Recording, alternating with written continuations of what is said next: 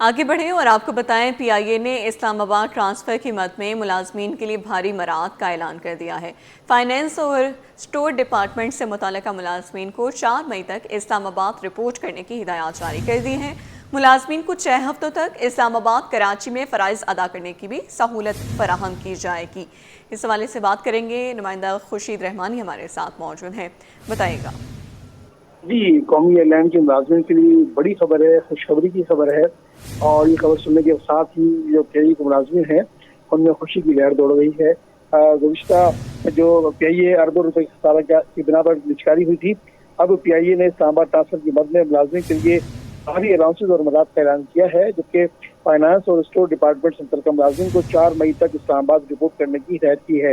मुलाजमिन को 6 हफ्तों तक इस्लामाबाद में 3 दिन कराची में फ़राइज़ अंजाम करने के बाद जो है वो सहूलत फराहम की जाएगी, जबकि लेटर के मुताबिक ट्रांसफर करदा मुलाजमिन को रीलोकेशन असिस्टेंस के नाम पर एक बार बुनियादी तनख्वाह भी मिलेगी। और इसके अलावा जो शादीशुदा मुलाजमिन हैं, उनको 3 गैर शादीशुदा मुलाजमिन को 2 बुनियादी तनख्वाह अदा की जाएंगी, जबकि डिस्टर्बेंस अलाउंस की मद में पहले साल 1 लाख, दूसरे साल 75,000, तीसरे साल 50,000 मिलेंगे, जबकि बच्चों के तालीमी इदारों में दाखिले के लिए एक बार 60,000 फीसद अदा किए जाएंगे। इसके अलावा तफसीलात में जो खत है उसमें ये कहा गया है कि मुलाजमिन के लिए इब्तदाई 6 हफ्ते तक क़याम, ट्रांसपोर्टेशन, खाने पीने के खर्चात भी एयरलाइन के जिम्मे होंगे, जबकि इस्लामाबाद में बच्चों के दाखिले, रिहाइश तलाश करने में मामलत भी एयरलाइन फराहम करेगी। इसके अलावा कराची और इस्लामाबाद में फ़राइज़ की अदायगी के लिए हवाई टिकट भी एयरलाइन की जिम्मेदारी होगी, जबकि मुलाजमिन को जो है वो 2 रात की क़याम की सहूलत भी पीआईए कॉन्ट्रैक्ट और होटल गेस्ट हाउस में दस्तयाब होंगी। इसके अलावा रिहाइश से काम की जगह के दरमियान पिक एंड ड्रॉप की सहूलत भी एयरलाइन फराहम करेगी, जबकि मुलाजमिन को मुंतकिली की मुद्दत में यौमिया 2500 रुपये भी अदा किए जाएंगे। जबकि 2019 में इस्लामाबाद की मुंतकिली के दौरान ट्रांसफर करता मुलाजमिन अफसरान माली पैकेज से महरूम रहे थे। जी ठीक है, मोहम्मद खुर्शीद रहमानी आगाह कर रहे थे, बहुत शुक्रिया। और नाज़रीन, सिंध में हीट वेव अलर्ट जारी कर दिया गया। चीफ सेक्रेटरी सिंध सईद आसिफ हैदर शाह ने हीट वेव से निपटने के लिए ठोस इक़दाम की हिदायत जारी कर दी हैं।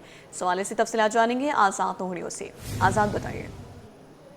जी बिल्कुल, सिंध में हीट वेव के खतरे के पेश नज़र चीफ सेक्रेटरी सिंध सईद आसिफ हैदर शाह ने मुतल्लिका हुकाम को हीट वेव से निपटने, इंसानी जानों के बचाने और के लिए जो ठोस इक़दाम करने की हिदायत कर दी है। इस हवाले से चीफ सेक्रेटरी ने मुतल्लिका हुकाम को खत अरसाल कर दिया है। खत सेक्रेटरी महकमा बराए बहाली, डीजी सूबाई डिजास्टर मैनेजमेंट अथॉरिटी, 6 डिवीजन के कमिश्नर्स और 30,000 के डिप्टी कमिश्नर्स को अरसाल कर दिया गया है।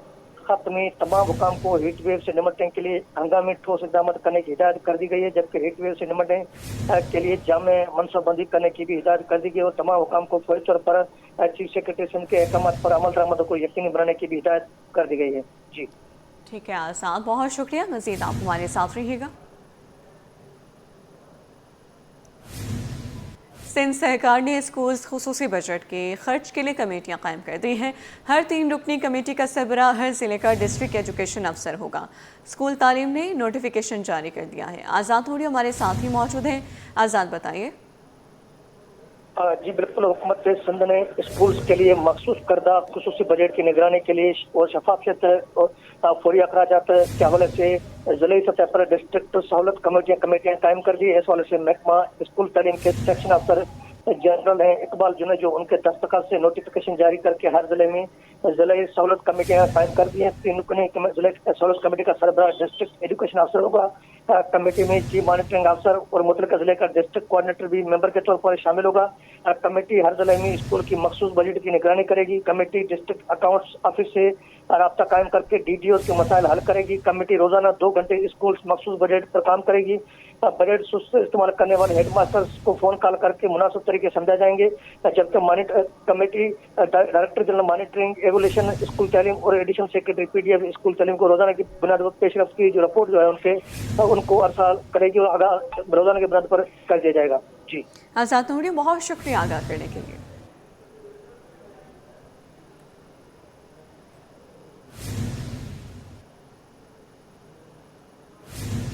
कोरंगी मेहरान टाउन आलमगीर वेलफेयर के करीब गोदाम में आतिश की। रेस्क्यू टीम की आग पर काबू पाने की कोशिशें जारी हैं। आपको बताएं कि कोरंगी मेहरान टाउन आलमगीर वेलफेयर के करीब गोदाम में आतिशगी का वाक़या पेश आया है। इस वाले से बात कर लेते हैं। दुरुशवार हमारे साथ मौजूद हैं। दुरुशवार, बताइए कैसे पेश आए ये वाक़या। जी, अभी इब्तिदाई जो तफसीलात सामने आ रही हैं, हमारी रेस्क्यू के तर्जुमान से बात हुई थी हसन, तो उनका ये कहना है कि शॉर्ट सर्किट की वजह से ये आग लगने का वाक़या पेश आया। ताहम हतमी वजह जो है वो कूलिंग के अमल के बाद ही सामने आ सकेगी। और ये कुरंगी मेहरान टाउन में ये वाक़या पेश आया है, गोदाम में ये वाक़या पेश आया है। ताहम इस वक्त रेस्क्यू 1112 की 3 गाड़ियां इस वक्त वहाँ ऑपरेशन में हिस्सा ले रही है और कोशिश है कि जल्द अज जल्द आग पर काबू पा लिया जाए, लेकिन अभी तक की जो इत्तला है मौसूल है उसमें अभी तक की जो आग है इस पर काबू नहीं पाया जा सका है। जी ठीक है, आग पर फिलहाल काबू नहीं पाया गया है। बहुत शुक्रिया दुरेशवर आपका। आगे बढ़ते हुए आपको बताएं, मेहनत कशों का आलमी दिन आज मनाया जा रहा है। लेडी हेल्थ वर्कर्स भी मुतालबात के लिए सरापा एहतजाज। प्रेस क्लब के बाहर मुजाहिरीन ने मुतालबा किया कि उनके हुकूक अदा किए जाएं। तफसीलात से आगाह करेंगे इब्राहिम रिंद। जी इब्राहिम। दुनिया भर की तरह मुल्क भर में भी और सिंध भर में आज योम मजदूर मनाए जा रहे हैं और मजदूरों की जानिब से मुख्तलिफ प्रेस क्लब्स पे एहतजाज का सिलसिला जारी है। पुरअमन तरीके से एहतजाज भी किया जा रहा है, अपने मुतालबात भी पूरे सामने रखे जा रहे हैं। पहले हम बात करेंगे, हमारे पास चेयरपर्सन मौजूद हैं बुशरा आराइन साहबा। ये बताएं, लेडी हेल्थ वर्कर के जैसे कि कई सालों से आपके मुतालबात भी हैं, दिन रात काम भी कर रही हैं, लेडी हेल्थ वर्कर की क्या डिमांड कर रही हैं हेल्थ डिपार्टमेंट से? बिल्कुल, देखिए 18 साल तो हमारे किसी गिनती में नहीं है जो कॉन्ट्रैक्ट वाले थे, मगर एक साल 2012 से लेके हमें गवर्नमेंट और सुप्रीम कोर्ट ऑफ पाकिस्तान के हुक्म पे रेगुलर किया है, तो उसको भी 16वां साल गुजर चुका है, मगर ना हमारी कोई अपग्रेडेशन है, ना टर्म्स एंड कंडीशन बने, ना हमारा सर्विस स्ट्रक्चर है, ना हमारी जो लड़कियां रिटायर हो गई हैं उनको पेंशन है। उल्टा 2022 तक, एक साथ 2012 से एक साथ 2022 तक जो लड़कियां अहल हो चुकी हैं पेंशन की, अगर वो रिटायर हो रही हैं अब, तो उनको भी पेंशन नहीं दी जा रही, जिस सिलसिले में हमारी मीटिंग्स हो रही हैं। और मैं सिंध गवर्नमेंट को यही कहूँगी कि ये मोहतरमा बेनज़ीर भुट्टो का प्रोग्राम है, होश के नाखून लें और जो है हमारे हकूक़ जो है हमें दिया जाए, इस प्रोग्राम को बढ़ाया जाए। बहुत शुक्रिया। बुशरा राइन का कहना है कि इस हवाले से वो महकमासिया से आला हुकाम से अपील करते हैं कि आज योम मजदूर के मौके पर जहां उनका दिन मनाया जा रहा है, वहीं पर इन लेडी हेल्थ वर्कर, सुपरवाइज़र मजदूरों को भी उनका हक दिया जाए। जी। मारूफ कारोबारी शख्सियत अतहर इकबाल की जानिब से अशाइया का एहतमाम किया गया। गवर्नर सिंध सैयद मोहम्मद निहाल हाशमी की बतौर मेहमान खुसूसी शिरकत। गवर्नर सिंध ने कहा कि कारोबारी बरादरी मईशत की रीढ़ की हड्डी है। मज़ीद जानते हैं सैयद ज़ुबैर आशिद से। ज़ुबैर, आगाह कीजिए। जी बिल्कुल, देखें इस वक्त हमारे साथ गवर्नर सिंध सैयद मोहम्मद निहाल हाशमी जो है वो मौजूद है और मारूफ कारोबारी शख्सियत अतहर इकबाल के जानिब से शानदार एक इशाइये का एहतमाम जो है वो किया गया है, जिसमें तमाम तर डिप्लोमेटिक कम्युनिटी, कारोबारी हजरात जो है एक छत तले यहाँ पर मौजूद हैं। कल के मेहमान आज मेज़बान बने। गवर्नर साहब, क्या कहना चाहेंगे? बिस्मिल्लाहिर्रहमानिर्रहीम।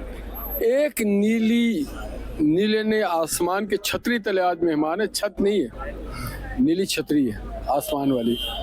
शानदार ताम, शानदार ज़ियाफ़त, शानदार लोग। जिंदाबाद ज़फ़र इकबाल, जिंदाबाद अतहर इकबाल एंड फैमिली। आप क्या कहना चाहेंगे गवर्नर साहब, खुसूसी तौर पर आपके लिए आए हैं? गवर्नर साहब का शुक्रगुजार हूँ कि इन्होंने अपनी कीमती वक्त में से वक्त निकाला और आज आए, और सारे डिप्लोमेट्स भी आए और उन्होंने उनके साथ वक्त गुजारा और सारे मेहमानों से मुलाकात की और बहुत शाम को बहुत अच्छा और शानदार बनाया। बिल्कुल जी, शाम को बहुत अच्छा बनाया गवर्नर सैयद मोहम्मद निहाल हाशमी और इस वक्त हमारे साथ मौजूद थे, हमसे खुसूसी गुफ्तगू कर रहे थे। जी, आगे बढ़ते हुए आपको बताएं, कोरंगी मेहरान टाउन के गोदाम में आग लग गई है। गोदाम में मौजूद फॉर्मिक्स एस्ट मौजूद हैं और इलाके में मुज़र से धुआं फैला हुआ है। केमिकल में लगी आग और उसके धुएं से सांस लेने में दुश्वारी का सामना है। फायर ब्रिगेड की 3 गाड़ियां आग बुझाने में मसरूफ़ हैं। तफसीलात जान लेते हैं, शाहरुख शाह हमारे साथ मौजूद हैं। शाहरुख, बताइएगा अब तक क्या वजह बनी है आग लगने की, क्या पता चल सका इस हवाले से?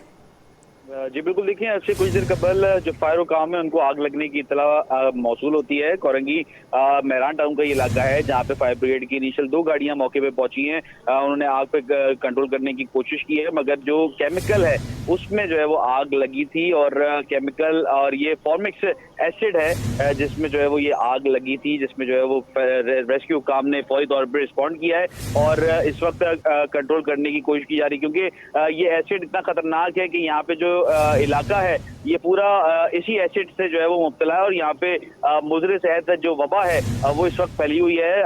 बाहर किसी ने मास्क लगाए हुए क्योंकि जो है वो सांस लेने में दुश्वारी का सामना जो है वो करना पड़ रहा है और बराबर में जो घर हैं, आसपास के जो घर हैं, उनमें लोग अपनी फैमिलियों को इवैक्यूएट कर दिया है उन्होंने, क्योंकि बहुत शदीद वबा है और जो मुज़ले सेहत वबा इस वक्त जो है वो सांस लेने में दुश्वारी का सामना करना पड़ा है। तो जो रेस्क्यू काम है वो आग पे कंट्रोल करने की कोशिश कर रहे हैं और धुएं को भी इवैक्यूएट कर रहे हैं, मगर इस वक्त एक बोरे में आग लगी है, सैंड मिट्टी का इस्तेमाल किया जा रहा है और जो मशीन है, इवैक्यूएट मशीन है, उसके थ्रू जो है वो धुएं को बाहर निकाला जा रहा है और बहुत जल्द रेस्क्यू काम भी दावा कर रहे हैं कि जल्द कंट्रोल कर ली जाएगी इस आग को। जी ठीक है, जल्द ही कंट्रोल कर ली जाएगी। शाहरुख, आगाह करने के लिए शुक्रिया।